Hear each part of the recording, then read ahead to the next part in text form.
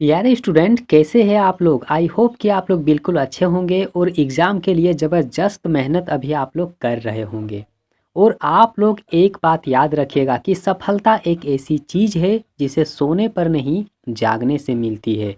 तो अभी जो कुछ दिन का टाइम आप लोगों को मिला है, आप लोग इस तरह से मेहनत कीजिए कि बिल्कुल एग्ज़ाम में अच्छे नंबर ला कर के आप लोग पास कर सकते हैं। तो नमस्कार दोस्तों, स्वागत है आप सभी का अपना चैनल न्यू क्लासेस में। आज का वीडियो क्लास 11 के स्टूडेंट के लिए काफ़ी इंपॉर्टेंट होने वाला है।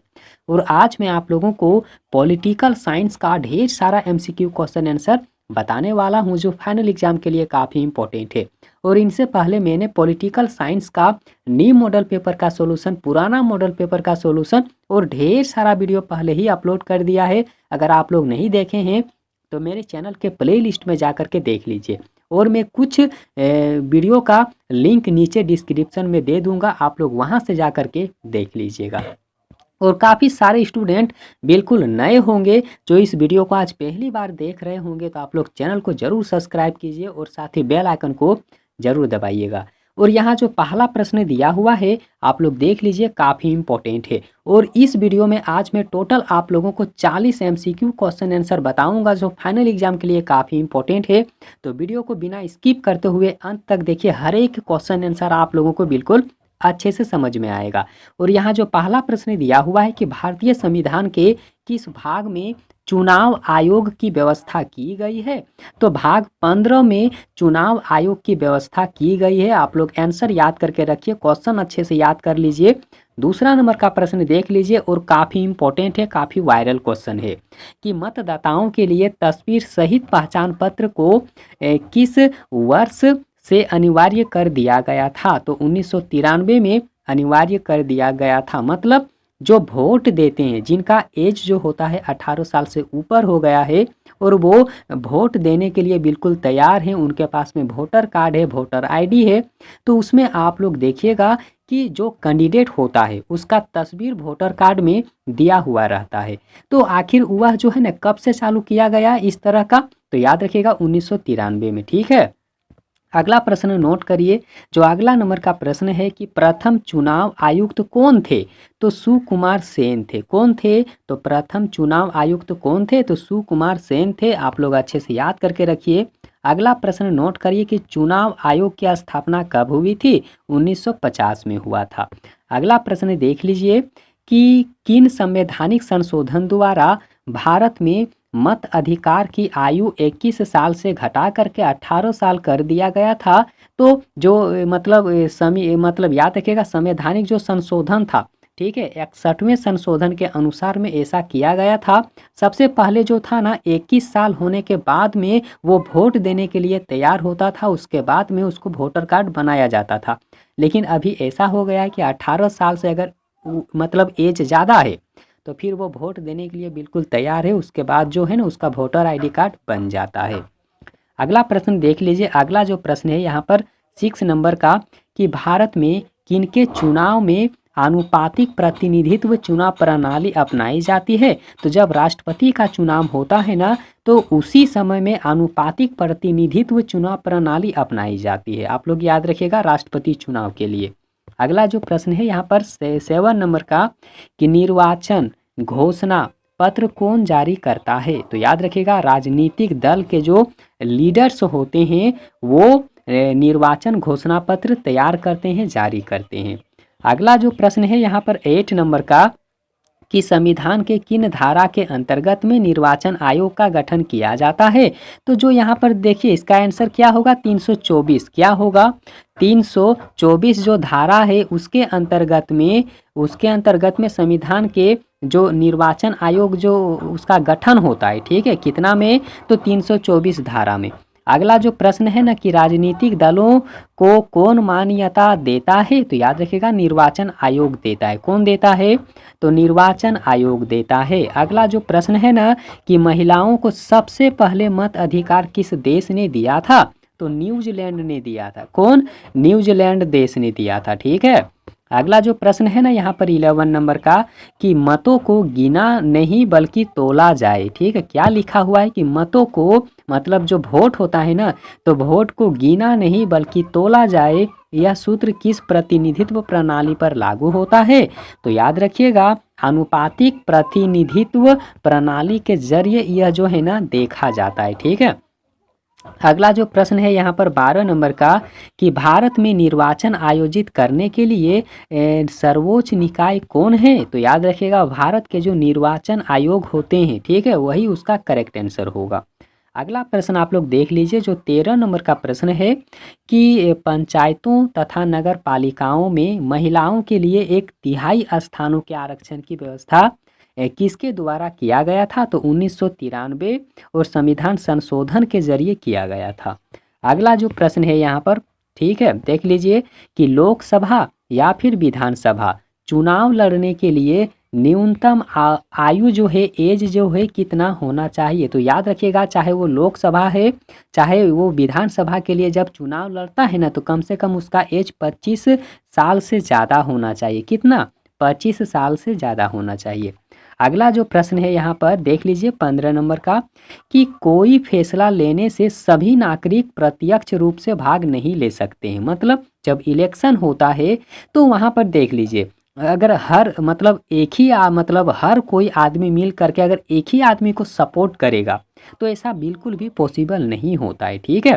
देखिए प्रश्न क्या है कि कोई भी फैसला लेने से सभी नागरिक प्रत्यक्ष रूप से भाग नहीं ले सकता है, इसीलिए अपने प्रतिनिधियों को चुनने के लिए किसका उपयोग करते हैं? तो चुनाव का उपयोग किया जाता है कि कौन किसके सपोर्ट में होता है। और ये सबसे महत्वपूर्ण बिल्कुल योजना है कि चुनाव जब होता है ना बिल्कुल परफेक्ट होता है। क्योंकि देखिए चुनाव से ही तो पता चलता है कि कौन किसके सपोर्ट में है, क्योंकि बोलने से कुछ होता नहीं है, वहाँ पर सपोर्ट दिखाना पड़ता है। ठीक है। तो याद रखिएगा चुनाव प्रणाली बिल्कुल भी परफेक्ट है। अगला जो प्रश्न है ना यहाँ पर देखिए 16 नंबर का कि भारत में कौन वोट कर सकता है? भारत में कौन वोट कर सकता है? तो जो 18 साल से ऊपर के लोग होते हैं, जो लड़के होते हैं, जो युवा होते हैं, तो वो वोट कर सकते हैं भारत में। अगला जो प्रश्न है ना यहाँ पर 17 नंबर का, ये भी काफ़ी इम्पोर्टेंट है कि मुख्य चुनाव आयुक्त की नियुक्ति कौन करता है? तो प्रधानमंत्री करता है। अगला प्रश्न देखिए जो 18 नंबर का प्रश्न है कि वह प्रक्रिया जिसमें लोग बिना प्रतिनिधियों के सीधे भाग ले सकते हैं, आखिर वह क्या कहलाता है? तो उसे प्रत्यक्ष लोकतंत्र कहा जाता है।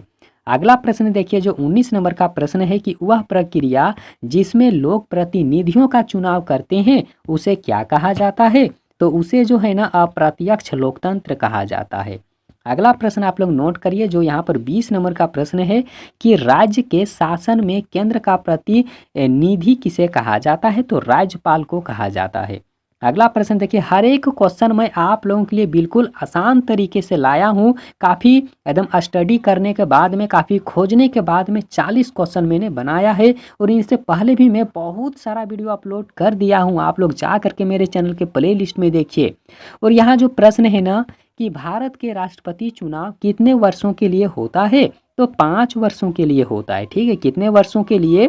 5 वर्षों के लिए अगर कोई राष्ट्रपति बनता है तो वो 5 साल ही अपने गद्दी पर बैठ सकता है, वह कार्य कर सकता है। और फिर 5 साल के बाद में क्या होगा? दूसरा चुनाव होगा, उस समय फिर कोई और राष्ट्रपति बनेगा। ठीक है। अगला जो प्रश्न है यहाँ पर देख लीजिए जो 22 नंबर का प्रश्न है कि भारत में मनोनयन करने का अधिकार किसको होता है? तो राष्ट्रपति के पास में होता है। किसके पास में होता है? राष्ट्रपति के पास में होता है। अगला जो प्रश्न है कि संघीय कार्यपालिका की व्याख्या संविधान के किस भाग में की गई है? तो भाग 5 में किया गया है। ठीक है। किस में? तो भाग 5 में, भाग 5 में। अगला जो प्रश्न है ना यहाँ पर 24 नंबर का कि भारतीय संविधान के अनुसार देश का प्रथम नागरिक कौन होता है? तो जो मैंने पहले भी वीडियो अपलोड किया था ना उसमें भी यह प्रश्न था। ठीक है। तो याद रखिएगा अगर देखिए हमारे देश के जो प्रथम नागरिक होता है ना वो राष्ट्रपति कहलाता है। कौन होता है? राष्ट्रपति होता है। आप लोग याद रखिएगा। अगला जो प्रश्न है ना 25 नंबर का कि संसदीय प्रणाली में एक मंत्रिमंडल होता है जिसका मुखिया कौन होगा? तो याद रखिएगा जिसका मुखिया जो होता है ना प्रधानमंत्री होता है। अगला प्रश्न आप लोग नोट करिए जो यहाँ पर 26 नंबर का प्रश्न दिया हुआ है कि राज्यपाल की नियुक्ति कौन करता है? तो याद रखिएगा राज्यपाल की नियुक्ति राष्ट्रपति करता है। ठीक है। अगला प्रश्न देखिए जो यहाँ पर 27 नंबर का प्रश्न है कि राष्ट्रपति बनने के लिए कम से कम एज क्या होनी चाहिए। तो देखिए राष्ट्रपति बनने के लिए, राष्ट्रपति चुनाव लड़ने के लिए कम से कम 35 ईयर्स जो है ना, 35 साल कम से कम होना चाहिए। ठीक है। अगला जो प्रश्न है ना यहाँ पर देखिए 28 नंबर का, कि राष्ट्रपति राज्यसभा में, याद रखिएगा राष्ट्रपति राज्यसभा में कितने सदस्य मनोनीत करता है। तो याद रखिएगा उसमें जो सदस्य होगा ना, कम से कम 12 सदस्य होना चाहिए। अगला जो प्रश्न है ना 29 नंबर का, कि किन अनुच्छेद के अंतर्गत में राज्यों में राष्ट्रपति शासन लागू किया जा सकता है। तो 356 जो अनुच्छेद है इसके जरिए होता है, आप लोग याद रखिएगा। ठीक है। अगला जो प्रश्न है ना यहाँ पर देख लीजिए 30 नंबर का, कि मुख्यमंत्री किसे अपना त्याग पत्र देकर पदमुक्त हो जाता है। तो राज्यपाल को अपना त्याग पत्र देता है। अगला प्रश्न देखिए जो 31 नंबर का प्रश्न है, कि किसने कहा कि राज्यपाल सोने के पिंजरे में बंद चिड़िया के समान है। किसने कहा था। तो याद रखिएगा सरोजिनी नायडू ने कहा था। किसने। सरोजिनी नायडू ने। अगला प्रश्न देखिए कि राज्य का वास्तविक प्रधान कौन होता है। तो मुख्यमंत्री होता है राज्य का। ठीक है। और अगला प्रश्न देख लीजिए कि लोकसभा में बहुमत वाले दल का नेता कौन होता है। तो प्रधानमंत्री होता है। अब देखिए अगला जो प्रश्न है ना 34 नंबर का प्रश्न, कि कोई भी मंत्री जो सांसद या फिर विधायक नहीं होता है, तो उसे कितने समय में संसद या फिर विधायक होना अनिवार्य मतलब होगा। तो याद रखिएगा कम से कम 6 माह तक, कम से कम कितना 6 महीना तक। ठीक है।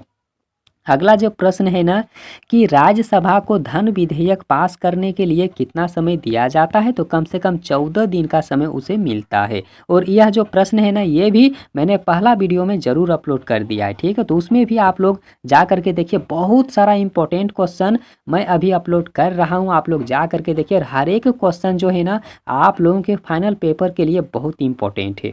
हर क्वेश्चन को अच्छे से याद करके रखिएगा। और अगला जो प्रश्न है ना, कि किसी भी राज्य के विधानसभा में अधिकतम कितने सदस्य हो सकते हैं। तो कम से कम 500। ठीक है। कम से कम कितना। तो कम से कम 500 जो सदस्य हैं वो कम से कम हो सकते हैं। अगला जो प्रश्न है ना, कि राज्यपाल किसके प्रति उत्तरदायी होता है। तो राज्यपाल जो होगा ना वो राष्ट्रपति के प्रति उत्तरदायी होता है। अगला प्रश्न देखिए जो 38 नंबर का प्रश्न है ना, कि भारत का प्रधानमंत्री बनने के लिए कम से कम कितनी आयु होनी चाहिए। तो कम से कम देखिए 25 साल होना चाहिए। अगला जो प्रश्न है ना 39 नंबर का, कि राज्यसभा को भंग करने का अधिकार किसके पास में होता है। तो देखिए राज्यसभा को भंग करने का अधिकार न किसी के पास में नहीं होता है। क्यों नहीं होता है।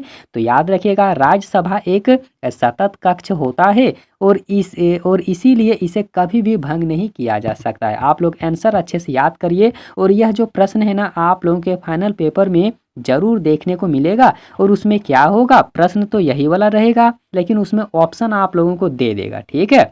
तो ऑप्शन के अनुसार जो वहाँ पर सबसे अंत में लिखा हुआ रहेगा ना कि इनमें से कोई नहीं, तो इसका जवाब होगा इनमें से कोई नहीं। ठीक है। याद रखिएगा राज्यसभा को भंग करने का अधिकार किसी के पास में नहीं होता है। ठीक है। आप लोग आंसर अच्छे से याद करके रखिए। और यहाँ पर देखिए जो 40 नंबर का प्रश्न है ना यह बिल्कुल भी अंतिम प्रश्न है, कि किसी भी राज्य विधानसभा के सदस्यों की न्यूनतम संख्या कितनी हो सकती है। तो कम से कम जो है ना 60 सदस्य उसमें हो सकता है। कितना 60। तो ये था आप लोगों के लिए इम्पोर्टेंट क्वेश्चन। और इसके बाद में भी आप लोगों के लिए काफ़ी सारा वीडियो आते रहेगा। आप लोग चैनल को ज़रूर सब्सक्राइब कीजिए और साथ ही बेल आइकन को आप लोग ज़रूर दबाइएगा। और वीडियो देखने के लिए बहुत बहुत धन्यवाद।